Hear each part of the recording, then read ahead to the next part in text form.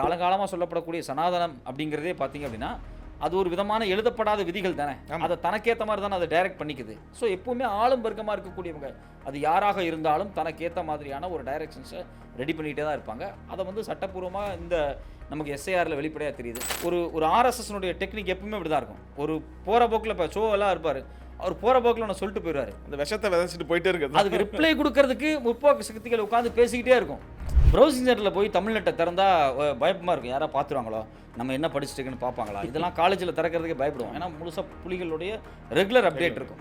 நான் தமிழ் தேசியம் குறித்தும் இன்னும் ரொம்ப ஆழமான புரிதல் நான் இயக்க அரசியலில் தான் எனக்கு கிடைச்சது. அங்கே துவங்கியிருக்கு உங்களுக்கு வந்து ஆர்எஸ்எஸ் சங் பரிவாரிய இந்த இவங்களை வந்து எதிர்க்கணுன்றது வந்து தீவிரமான மனம். இந்தியாவில் இருக்கக்கூடிய தேசிய இனங்களுக்கு மிகப்பெரிய எதிரியாக இருக்க போகிறது இந்த சனாதனமாக இருக்கக்கூடிய இந்த ஆர்எஸ்எஸ் தான். இன்றைக்கி அண்ணாமலை ஒரு வார்த்தை சொல்லியிருக்காரு, எஸ்ஐஆரில் பல குளறுபடிகள் இருக்குது அப்படிங்கிறாரு. நாங்களும் அதான் ஏன் சொல்லிட்டு இருக்கோம் அப்படின்னு சொல்ல வேண்டியதாக இருக்குது. நாங்களும் அதான் சொல்கிறோம், குளறுபடியாக தான் இருக்குது எஸ்ஐஆர் அப்படின்னு சொல்கிறோம். ஸோ அப்போ அதை பாஜக விரும்புது, ஒரு முரண்பாடை கிரியேட் பண்ணணும். தமிழர்கள்லாம் ஒரு இனவாதிகள், தமிழர்கள்லாம் ஒரு மொழி வெறியர்கள், தமிழர்கள்லாம் வந்து அந்த வடமாநிலத்து வர்றவங்களை வந்து ரொம்ப மதிக்க மாட்டாங்க, இப்படி தான் நம்ம மோடி பேச ஆரம்பிச்சிருக்காங்க. இப்போ தான் ஸ்டார்ட் பண்ணுறாங்க.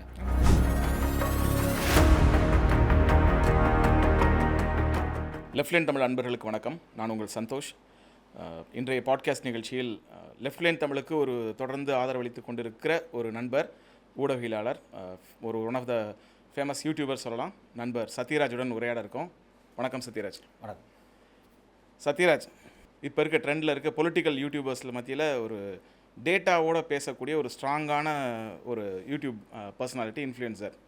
இன்னும் சொல்லப்போனால் இப்போ நீங்கள் குடும்பமாகவே வந்து ஒரு கப்புள் விளாக் மாதிரி நீங்கள் வந்து பொலிட்டிக்கல் ஸ்பேஸில் பண்ணிகிட்ருக்கீங்க. சத்யராஜ் யார், அவருடைய பூர்வீகம், பள்ளி, நண்பர்கள், குடும்பத்தை பற்றி கொஞ்சம் சொல்லுங்கள். ரொம்ப சுருக்கமாக சொல்லணும்னா இல்லை நீங்கள் விரிவாகவே சொல்லலாம். அதான் அந்த நிகழ்ச்சியோடது. என்னென்னா எப்படி இந்த டைரக்ஷனுக்கு வந்தீங்க அப்படின்றது தெரியாதுண்ணே, அதை விரிவாக தெரிய வைக்கணுன்றது அதோடைய நோக்கமே. இப்போ நான் வந்து திருப்பூர் பக்கத்தில் படியூர்னு ஒரு கிராமத்தில் பிறந்தேன். நான் வந்து கவர்மெண்ட் ஸ்கூலில் ஒரு 3rd 4th வரைக்கும் படித்தேன். அப்புறம் எங்கள் அப்பாவுக்கு வந்து என்னை வந்து நல்லா இங்கிலீஷ் மீடியத்தில் படிக்க வைக்கணும் ஒரு பெரிய ஆசை. அவர் படிக்காதவர், அம்மா அப்பா 2 பேருக்குமே பெருசாக எழுத படிக்க தெரியாது. அதனால் என்னை ஒண்டி ஹாஸ்டலில் தங்க வச்சு ஒரு நல்ல ஒரு போர்டிங் ஸ்கூலில், பெரிய ஸ்கூலில் உடுமலைப்பேட்டையில் படிக்க வச்சார். அங்கேயும் நான் ஒழுங்காக படிக்கலை. ஒரு 9th படிக்கும்போது ஃபெயில் ஆகிட்டேன். 9th ஃபெயில் ஆகி நான் வீட்டை விட்டு வந்துட்டேன். 9th அப்புறம் நான் படிக்க மாட்டேன் அப்படின்னு எல்லாருமே எதிர்பார்த்தாங்க. எங்கள் அப்பா ஒரு நாள் ரொம்ப கண்கலங்கி ஃபீல் பண்ணார். நம்ம வீட்டில் இனிமேல் படித்தவங்கன்னு யாருமே இல்லையா? ஏன்னா எங்கள் அண்ணனும் படிக்கலை. நம்ம வீட்டில் யாருமே படிப்பு வராதா? சில பேர் வந்து உண்மையிலேயே படிப்பு வராது, வேறு ஏதாவது வேலை பார்க்கலாம் அப்படிங்கிற மனநிலைக்கு வந்தாங்க. அப்புறம் திருப்பி எனக்குள்ளே ஒரு சின்ன ஒரு எமோஷன் இருந்துக்கிட்டே இருந்துச்சு. எனக்கு அந்த ஸ்கூலில் ஒரு சோஷியல் சயின்ஸ் டீச்சரை ரொம்ப பிடிக்கும். அவர் பேர் வந்து KP சேகர். அவர்கிட்ட நல்ல பேர் வாங்கணும் அப்படிங்கிறக்காக நான் படித்தேன். ஃபஸ்ட்டு ஒரு ஆண் டீச்சரை பிடிக்குன்னு சொல்கிற ஒரு நபர். ரொம்ப ஸ்ட்ரிக்டான ஆள், யாருக்குமே அவர் பிடிக்காது, ரொம்ப ஸ்ட்ரிக்டாக இருப்பார், அடி பயங்கரமாக அடிப்பார். ஸ்டூடெண்ட்டை வந்து போர்டிங் ஸ்கூலில் ரொம்ப ஸ்ட்ரிக்டாக வச்சுருப்பார். அவர்கிட்ட நல்ல பேர் வாங்கணும் அப்படிங்கிறது ஒரு பெரிய ஒரு சாதனையாக பார்த்தேன். நான் திருப்பி 9th போய் அதே ஸ்கூலில் சேர்ந்தேன், படித்தேன். நான் 10th 452 அவுட் ஆஃப் 500 நான் மேத்ஸில் சென்ட்டோம். இப்போ படிப்பு வரும் அப்படிங்கிறது வந்து ஒரு பிரேக். அது எந்த இடத்துலேருந்து வருது அப்படின்னா, அந்த சோஷியல் சயின்ஸ் சப்ஜெக்ட் அவரால் எனக்கு பிடிக்க ஆரம்பிச்சது.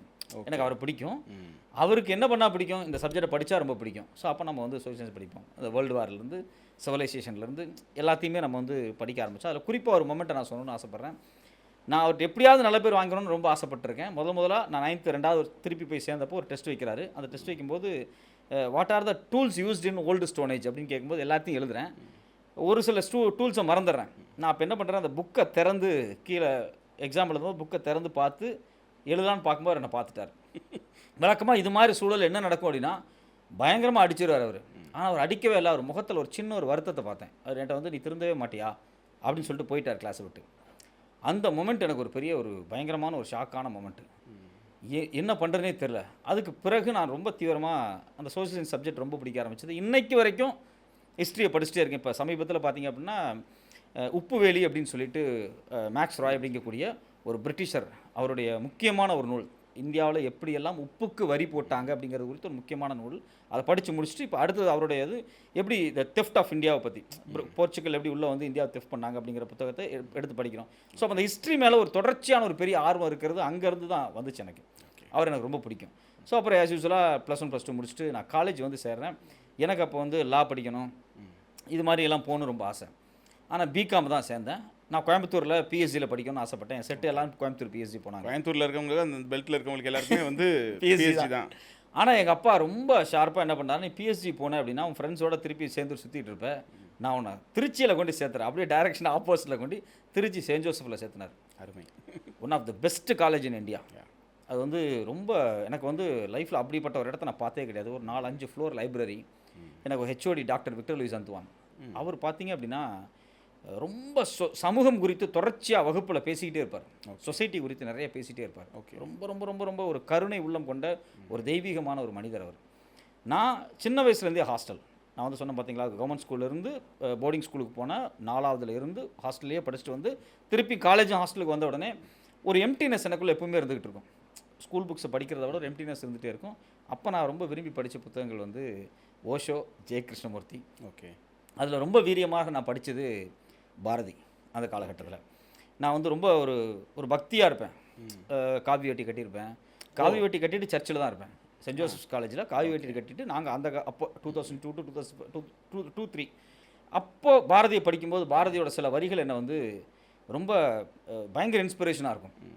சின்ன வரிகள்னால், காவி துணி வேண்டாம், கற்ற சடை வேண்டாம், பாவித்தல் போதும் பரமநிலை எய்த, சாத்திரங்கள் ஏதுமில்லை, சதுமறைகள் ஒன்றுமில்லை, தோத்திரமும் ஒன்றுமில்லை, பிறர் உள்ளம் தொட்டு நின்றால் போதுமடா. அந்த வரி ரொம்ப ஷாக்கான ஒரு வரி. இப்போ எதுவும் இந்த பக்தி யுக்தியெல்லாம் ஒன்றும் வேண்டியது இல்லையா, இதெல்லாமே ரொம்ப ஆடம்பரமா அப்படிங்கிறது எனக்கு வந்து பாரதிகிட்ட இருந்து ஒரு சின்ன இன்ஸ்பிரேஷன் வந்துச்சு. அதே மாதிரி கோலத்தை மலத்தினை வணங்கல் வேண்டும், கூடி நின்ற பொருளனைத்தின் கூட்டம் தெய்வம். தெய்வம் அப்படிங்கிற விஷயம் அறிவு, அறிதல், மனிதம் அப்படிங்கிறத ரொம்ப பறந்துபட்ட அவரோட கவிதைகளில் நான் வந்து தேடி தேடி எனக்கு அந்த வரிகள் ரொம்ப பிடிக்கும். இப்போ நீங்கள் பாரதியை பொறுத்த வரைக்கும் நீங்கள் எந்த ஆங்கிலேருந்து வேணாலும் பார்க்கலாம். நிச்சயமாக நீங்கள் வந்து ஒரு ஆர்எஸ்எஸ்காரங்க கூட பாரதியை எப்படி ஆக்சஸ் பண்ண முடியும், ஒரு இடதுசாரி பாரதியை ஆக்சஸ் பண்ணுவாங்க. நான் ஒரு தத்துவத்தை தேடக்கூடிய ஒரு நபராக அவருடைய அத்வைத கவிதைகள் என்னை ரொம்ப ஈர்த்தது. ஓகே. பக்தி குறித்து, அதே மாதிரி இந்த அறிவு குறித்து அவர் பேசின பல விஷயங்கள். ஓம் என்று உரைத்து விட்டால் போதுமோ, அதை உண்மை பொருள் அறிந்திடலாகுமோ, தீமை அனைத்தும் மறந்தோங்குமோ, உந்தன் சிந்தம் தெளிவு நிலை கூடுமோ. ஓம்னு சொல்லிட்டா முடிஞ்சிருச்சா, எல்லாமே சரியாயிடுமா. இப்போ இந்த வரிகள் எனக்கு ரொம்ப பிடிச்சிருந்துச்சு. நான் வந்து பாரதியில் ரொம்ப இன்ஸ்பயர் ஆகி பாரதி படித்தேன். அப்துல் ரஹ்மான் கவிதை, இதுதான் என்னோடய வாசிப்பு வட்டம். அதை தாண்டி எனக்கு வாசிப்பு பொலிட்டிக்கலாக பெரிய வாசிப்பே கிடையாது. ஓகே. ஆனால் அப்போ ஒரு பெரிய ஆசை என்னென்னா, பிகாம் படிக்கும்போதே என்னுடைய டாக்டர் விக்டர் லூயிஸ் அந்துவான் வந்து தொடர்ச்சியாக சமூகம் குறித்து நிறையா உரையாடல் பேசிக்கிட்டே இருப்பார். அப்போ இயல்பாக எல்லா இளைஞர்களுக்கும் வர நம்ம யூபிஎஸ்சி படிப்போம், ஒரு ஐஏஎஸ் ஆஃபீஸர் ஆகணும், அப்படி ஒரு பெரிய ஒரு கனவு. நான் பிகாமில் இருந்து எம்ஏ பொலிட்டிக்கல் சயின்ஸுக்கு போகிறேன், எம்சிசிக்கு வரேன். அப்போ பொலிட்டிக்கல் சயின்ஸ் கிடைக்கல, பப்ளிக் அட்மினிஸ்ட்ரேஷன் கிடைக்குது. இப்போ நான் போய் எம்சிசியில் படிக்கிறேன், பொலிட்டிக்கல் சயின்ஸ் படிக்கிறேன். பொலிட்டிக்கல் சயின்ஸ் படிக்க நான் சேரும்போது அங்கே இருந்த ஹாஸ்டல் லைஃப் அப்படிங்கிறது என் வாழ்க்கையில் வந்து ஒரு பொலிட்டிக்கலை அப்படி ரொம்ப வேறு இடத்துக்கு மாற்றுது. அப்போ காலேஜுக்கு பார்த்தீங்க அப்படின்னா நெடுமாறன் ஐயா வருவாங்க. அப்போ ஈழ யுத்தத்தினுடைய உச்சகட்ட காலகட்டம் 2005 to 2007. அமைதி பேச்சுவார்த்தை புலிகள் முடிச்சுட்டு அவங்க யுத்தம் வந்துருச்சு. ஸோ அப்போ அந்த யுத்த காலகட்டத்தில் பரபரப்பான செய்திகள் ஓடிக்கிட்டு இருக்கும். காலேஜுக்கு வந்து நெடுமாறன் வருவாங்க. நான் வந்து குளத்தூர் மணியனோட ஸ்பீச்சை நாங்கள் கேட்டுக்கிட்டு இருப்போம், கோவைராமனுடைய போராட்டம், இதெல்லாம் நாங்கள் வந்து பார்த்துக்கிட்டே இருப்போம். எனக்கு தமிழ் ஆசிரியராக இருந்தவர் பேராசிரியர் அரசேந்திரன். அவர் யாருன்னு பார்த்தீங்க அப்படின்னா, அவங்களுடைய மனைவி வந்து புலிகளுடைய எம்பியாக இருந்த ஈழவேந்தனுடைய மகள். தெரியும். ஸோ அப்போ எப்பவுமே புலிகள் குறித்தான உரையாடல் வந்து எங்கள்கிட்ட இருந்துகிட்டே இருக்கும். ஐயா எப்பவுமே விடுதலை புலிகளை பற்றி பேசிகிட்டே இருப்பார். அது தொடர்ச்சியாக ஹாஸ்டல்லே இருக்கும். எங்கள் ஹாஸ்டல் மெட்டு வந்து ராவணன் ஒருத்தர் பிஹெச்டி பண்ணார். அவர் பேர் ராவணன், எட்டிமாலஜியில் பிஹெச்டி பண்ணவர், கிருஷ்ணான்னு சொல்லி எம்சிஏ பண்ணவர். நாங்கள்லாம் உட்காந்து புலிகளை பற்றியே தான் பேசிகிட்டு இருப்போம். ஒரு தமிழ் தேசிய அரசியலினுடைய துவக்க புள்ளி அங்கே இருக்குது. அப்போ வந்து தமிழ்நெட்டை பார்க்குறதே ஒரு பெரிய விஷயமா இருக்கும். உங்களுக்கு நல்லா தெரிஞ்சிருக்கு, தமிழ்நெட்டை திறந்து பார்க்குறது வந்து ஒன் ஆஃப் த என்ன சொல்கிறது, ஒரு பார் செட் பண்ண ஒரு பிளாட்ஃபார்ம். ஆமாம், அது வந்து ஒரு ஸ்டாண்டர்ட், அவங்களுடைய ஆர்டிகல்ஸோட ஸ்டாண்டர்ட்ன்றது வந்து ஜியோ பொலிட்டிக்கலாக இருக்கும். ஆனால் அவங்களோட ஆர்டிகல்ஸோட ஸ்டாண்டர்ட் அந்தளவுக்கு வாஷிங்டன் போஸ்ட் அளவுக்கு இருக்கும் அவங்களோட. அப்போ எங்களுக்கு என்ன பயமாக இருக்குன்னா, பொது வெளியில் போய் அன்றைக்கெல்லாம் ப்ரௌசிங் சென்டர் தான். ப்ரௌசிங் சென்டரில் போய் தமிழ்நெட்டை திறந்தால் பயமாக இருக்கும். யாராவது பார்த்துருவாங்களோ, நம்ம என்ன படிச்சுட்டுக்குன்னு பார்ப்பாங்களா, இதெல்லாம் காலேஜில் திறக்கிறதுக்கே பயப்படுவோம். ஏன்னா முழுசாக புலிகளுடைய ரெகுலர் அப்டேட் இருக்கும். அப்போ ரொம்ப மறக்க முடியாத ஒரு சம்பவம் காலேஜ் டேஸில் அப்படின்னா, ஒரு நாள் விடிய காலையில் எங்கள் ஐயா பேராசிரியர் அரசேந்திரன் ஃபோன் பண்ணி சொல்கிறாரு, புலிகள் வந்து அவங்களுடைய வான்புலிகளை வச்சு கொழும்புல அட்டாக் பண்ணிட்டாங்க அப்படின்னு சொன்னப்போ ரொம்ப ஒரு ஷாக்கான விஷயம். விடுதலை புலிகள்கிட்ட ஒரு ஃப்ளைட் இருக்குது, அவங்கள்ட்ட வந்து ஒரு ஏர் ஸ்பேஸ் வச்சுருக்காங்க, அவங்கள்ட்ட வந்து பார்த்திங்க அப்படின்னா ஒரு ஏர்க்ராஃப்ட் இருக்குது அப்படிங்கிறது ஒரு பெரிய அதிர்ச்சியாக இருந்துச்சு. என் பக்கத்தில் இருந்த கிருஷ்ணா அண்ணா, ராவணண்ணா, நாங்கள்லாம் உட்காந்து பேச ஆரம்பிச்சிட்டோம். விடிய காலையில் பேச ஆரம்பிச்சிட்டோம். அந்த அன்னைக்கு கேன்டீனில் ஸ்வீட்டெல்லாம் வாங்கி கொடுத்தாங்க, எல்லாம் சாப்பிட்டுட்டு இருந்தோம். இதை பற்றியே பேசிகிட்டு இருந்தோம். அந்த நாள் முழுக்க பகல் முழுக்க பேசிகிட்டே இருந்தோம். சாயங்காலம் மாலை மலரில் புலிகள் பயன்படுத்தின அந்த விமானங்கள்லாம் வந்துச்சு. அப்புறம் அதை பற்றி பேச ஆரம்பித்தோம். அந்த அன்னைக்கு இரவு முழுக்க தூங்கலை. அடுத்த நாள் காலையில் ஒரு 5:30 6 மணி இருக்கும். எம்சிசி காலேஜில் போய் இறங்கி அந்த ரயில்வே ஸ்டேஷனை தாண்டி அந்த பக்கம் போய் வடை சாப்பிட்டுட்டு அடுத்த நாள் காலையில் பேப்பருக்காக வெயிட் பண்ணி அங்கே தான் பேப்பர்லாம் பிரிப்பாங்க. அப்போ எல்லா பேப்பரையும் வாங்கி பார்க்குறோம். பிரபாகரன் வித் அந்த ஏர் டைகர்ஸோட நின்ன ஃபோட்டோஸ் எல்லாம் வந்துச்சு, அப்படின்னு எல்லாம் பார்த்துட்டு இருந்தோம். ஸோ அப்போ இது வந்து தமிழ் தேசிய அரசியலை நோக்கி வருவதற்கு எம்சிசியில் என்னுடைய பேராசிரியர் ராவணண்ணா, கிருஷ்ணண்ணா, இவங்கள மாதிரியான ஆட்களினுடைய அரசியல் உரையாடல் பயங்கரமாக இருந்துச்சு. அதே சமயத்தில் நெடுமாறன் ஐயாவும் சரி 2-3 தடவை காலேஜுக்கு வந்திருக்கிறாங்க. குளத்தூர் மணி அண்ணா, கோவை ராமகிருஷ்ணன் அண்ணன், காசி ஆனந்தன் வந்திருக்கிறாரு. இப்போ இதெல்லாமே வந்து ஒரு பெரிய புலிகளை பற்றி எனக்கு மட்டும் இல்லை, புரிதலை கொண்டு வந்து நிறைய பேர் ஒரு ஆர்வத்தை ஏற்படுது. ஒரு அரசியல் புரிதல் வந்து அதுலேருந்து வருது. அப்போ நான் யூபிஎஸ்சி படிக்கிறது வந்து டைவெர்ட் ஆகிட்டேன். ஆப்வியஸாக வரத்தானே செய்யும், கண்டிப்பாக வரத்தானே செய்யும். என்னடா இது, இதை போய் எப்படா படிக்கிறது, இவ்வளோ பெரிய பிரச்சனை போயிட்டு இருக்கு. நம்ம அது மனசில் வந்து யூபிஎஸ்சி படிக்கல. குறிப்பாக எனக்கு ஹிந்து பேப்பர் மேலே ஒரு பெரிய ஒரு வருத்தம் வர ஆரம்பிச்சிருச்சு. ஓகே, இதை டெய்லியும் படித்தா தான் பாஸ் பண்ண முடியும். ஏன்னா அதில் வந்து அவ்வளோ வந்து அந்த மாதிரி கண்டென்ட்ஸ் இருக்கும். அதுக்கான இருக்கும். யூபிஎஸ்சிக்கு தயாராகவங்களுக்கு தேவையான எல்லா விதமும் அது ஒரு முக்கியமானது, ப்ரிலிமினரியில் ரொம்ப முக்கியமானது. அதெல்லாமே எனக்கு ரொம்ப நான் யோசிச்சுட்டே இருப்பேன். ஆனால் படிக்க முடியாத ஒரு ஹிண்டன்ஸ் இருந்துகிட்டே இருக்கும். அதுக்கு பிறகு என்ன பண்ணுறதுனே தெரில. பிற்பாடு வந்து எம்பிஏ போய் சேர்ந்துடலாம் அப்படின்னு சொல்லி ஏன்னா எனக்கு இடையில ஒரு வருஷம் நான் கேப் விட்டேன். நான் போய் சில சிட்டி பேங்க் மாதிரியான ஐடி கம்பெனியில் போய் வேலை பார்க்க முயற்சி பண்ணேன். ஓகே, ஒரு 3 மாதம் தான் வேலை பார்த்துருப்பேன். காலையில் போய் உட்காந்து சாயங்காலம் வரைக்கும் சிஸ்டத்தை எப்படி பார்த்துக்கிட்டே இருக்கிறது, கம்ப்யூட்டரை பார்த்துட்டே இருக்க முடியலையே. கம்ப்யூட்டரில் ஒரு ப்ராசஸ் இருக்குது, அதை ஒரு மனுஷனால் எப்படி 10 மணி நேரம் செய்ய முடியும். இது நமக்கு என்ன பிடிச்சிருக்குன்னா மக்களோட இன்ட்ராக்ட் பண்ணுறது, நியூஸு, இது மாதிரியான விஷயங்கள் தான் நமக்கு ரொம்ப பிடிச்சிருக்கு அப்படிங்கிறது ஒரு பெரிய தேடல் இருந்துகிட்டே இருந்துச்சு. அப்போ அந்த தேடல் இருக்கும்போது போய் திருப்பி நம்ம எம்பிஏ சேர்ந்துருவோம். எம்பிஏ சேர்ந்துட்டு நம்ம வந்து ஏதோ ஒன்று பண்ணுவோம். ஏன்னா எனக்கு என்னென்னா அப்போ ஒரே ஒரு ஆப்ஷன் இருந்துச்சு, எம்பிஏ சேர்ந்தால் ஏதோ ஒரு காலேஜில் ப்ரொஃபஸர் போஸ்ட் வாங்கிடலாம். ஓகே, ப்ரொஃபஸராக போய் நல்ல இன்ஜினியரிங் காலேஜில் உட்காந்துட்டு நல்ல சம்பளம் கிடைக்கும், நம்ம நிறையா படிச்சுக்கிட்டே இருக்கலாம், நிறையா எழுதலாம், இப்படிலாம் ஒரு ஆசை இருந்துச்சு. அந்த படிப்பு எழுதணும்னு ஆசை இருக்கும். ஆனால் அதனுடைய கண்டென்ட்டை எப்படி பில்ட் பண்ணிக்கிறது அப்படிங்கிறது எனக்கு எதுவுமே தெரியாமல் இருந்துச்சு. அப்போது பார்த்தீங்கன்னா ரொம்ப லக்கிலி என்னோட 2 வருஷம் எம்சிசியில் படித்த அன்பு செல்வன் அப்படிங்கிற ஒரு நண்பர். ஆனால் 2 வருஷத்தில் ஒரு நாள் கூட நான் அவர்கிட்ட பேசுனதில்லை. ஒரு முறை கெஃபெட்டீரியாவில் நீங்கள் ஓஷோ படிப்பீங்களா அப்படின்னு நான் வந்து அன்பு செல்வத்துக்கு கேட்டிருக்கேன்.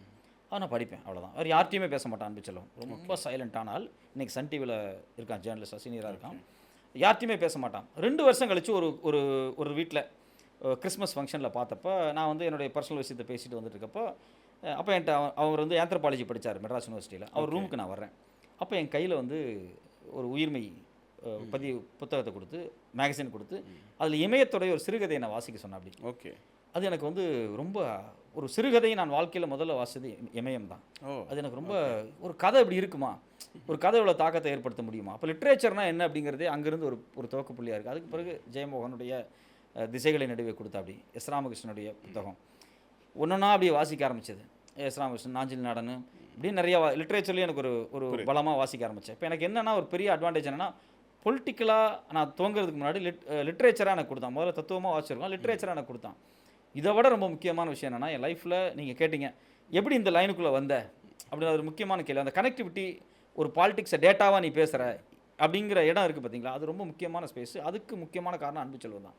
ஓகே, அவன் சொந்தமாக நாங்கள் 2 மேன்ஷனில் ஒன்றா தங்கியிருக்கிறோம்.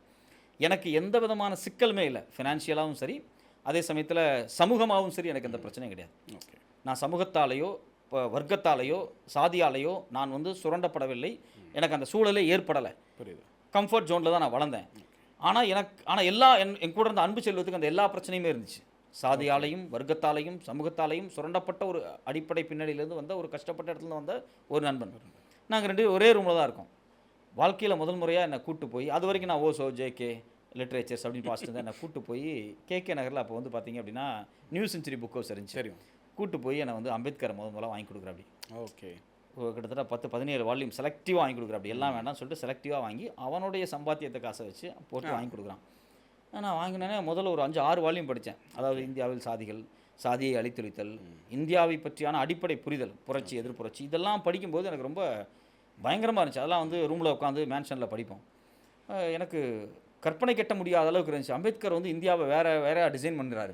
அவர் வந்து இந்தியாவினுடைய ஒட்டுமொத்த தியாலஜியும் எடுத்து வச்சு அனலைஸ் பண்ணுறாரு அப்படிங்கிறத எனக்கு ரொம்ப அதிர்ச்சியாக இருந்துச்சு. அதோடு அவன் நிற்கலை.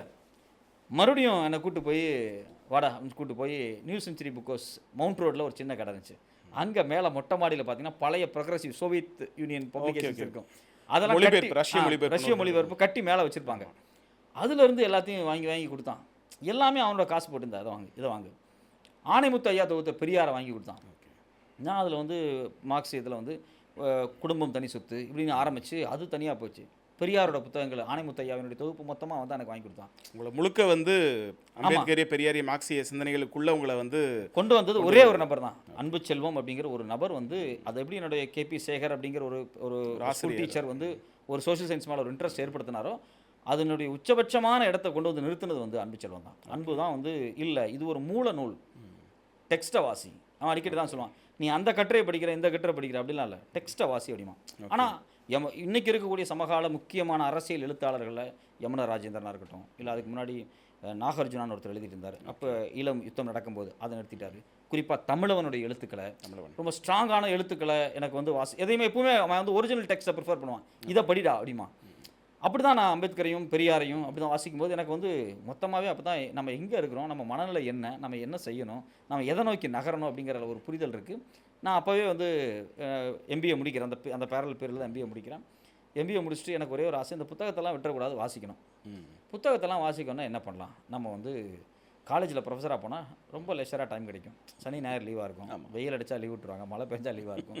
நீங்கள் டிசம்பரில் வெக்கேஷன் இருக்கும், மே மாதம் ஒரு மாதம் வெக்கேஷன் இருக்கும், ஜாலியாக படிச்சுக்கிட்டு ஜாலியாக இருக்கலாம் அப்படின்னு சொல்லி தான் நான் காலேஜில் போய் சேர்ந்து ப்ரொஃபஸராக சேர்றேன். ப்ரொஃபஸர் வேலையில் இவ்வளோ ஒரு வசதிகள் இருக்குன்றது இப்போ தான் தெரியுது. அது நீங்கள் ஒரு கவர்மெண்ட்டில் எய்டட் காலேஜஸ்லேயோ கவர்மெண்ட் ப்ரொஃபஸர்ஸ் போயிட்டான் அப்படின்னா அவங்களால ஒரு நாளைக்கு 2 ஹவர் தான் கிளாஸ் இருக்கும். ஆமாம். ஆனால் அது எந்த அளவுக்கு நம்ம பேராசிரியர்கள் பயன்படுத்துகிறாங்க அப்படிங்கிறது ஒரு பெரிய கேள்வியாக இருக்குது. 2 ஹவர் தான் இருக்கும். அது ஏன் ப்ரொஃபஸர்ஸ்க்கு அவ்வளோ பெரிய ஸ்பேஸை கொடுக்குறாங்க அப்படின்னா நீங்கள் படித்து இன்னும் அவங்க வந்து அவங்கள தங்களை நான் வந்து இதில் சென்ட் ஜோசப் ஸ்டிச்சில் படிக்கும்போது என்னுடைய ப்ரொஃபஸர் விக்டர் லூயிஸ் அந்த்வான் ஸ்டாஃப் ரூம்லேயே இருக்க மாட்டார், லைப்ரரியில் தான் இருப்பார். அவ்வளவு ஜேர்னல்ஸ், அவ்வளோ பேர் என்ன குறிப்பிட்டீங்க? Doctor Victor Lewis அந்த்வான். Victor Lewis அந்த்வான் அவர் வந்து பிற்பாடு லோயலாவில் வந்து லீபாவில் ஒர்க் பண்ணார். லீபா அங்கே ரிட்டையர்ட் ஆகிட்டு இங்கே வந்து லீபாவில் தான் ஒர்க் பண்ணார். ரொம்ப முக்கியமான சவுத் இந்தியாவில் ஒரு முக்கியமான ப்ரொஃபஸர் அவர் எந்நேரம் படிச்சுட்டே இருப்பார். அவர் கேஷுவலாக சொல்லுவார், அட்லீஸ்ட் மினிமம் ஒரு நாளைக்கு ஒரு 12-15 ஹவர்ஸ் படிங்க அப்படிம்பார். ஒரு இன்சிடென்ட் இதை நான் கோர்த்து சொல்லணும் அப்படின்னு விரும்புகிறேன். லைப்ரரியில் புக்ஸு காணாமல் போகுது அப்படின்னு சொல்லி நாங்கள் ஒரு மீட்டிங் போட்டு எல்லாம் உட்காந்து பேசிகிட்டு இருக்காங்க. அப்போ வந்து அவர் ஒரு சொன்ன வார்த்தை, லைப்ரரியில் புக்கு காணாமல் போகுது அப்படின்னா நம்ம பிள்ளைகளுக்கு புக்கு சரியாக கொடுக்கல. இந்த புத்தகத்தை திருடிட்டு போய் பழைய புத்தக கடையில் போட்டுட்டு பசங்க சாப்பிடணும்னு விரும்ப மாட்டாங்க. பிள்ளைகளுக்கு நம்ம புத்தகத்தை கொண்டு போய் சேர்க்கல, நம்ம இன்னும் நிறைய புக்ஸை லைப்ரரியில் புக் பேங்க் சிஸ்டத்தை ஸ்ட்ரென்தன் பண்ணி நிறையா கொடுக்கணும் அப்படின்னு அவர் சொல்லி அதுக்கப்புறம் நிறையா புக்ஸ் கொடுத்தாங்க. ஸோ எதையுமே எப்பவுமே ஒரு பாசிட்டிவான நோக்கில் புத்தகம், வாசிப்பு, அறிவு இதை மட்டுமே பேசிகிட்டு இருக்கக்கூடிய ஒரு நபருடைய இன்ஸ்பிரேஷன் வந்து காலேஜில் டாக்டர் லூயிஸ் அந்த்வான்.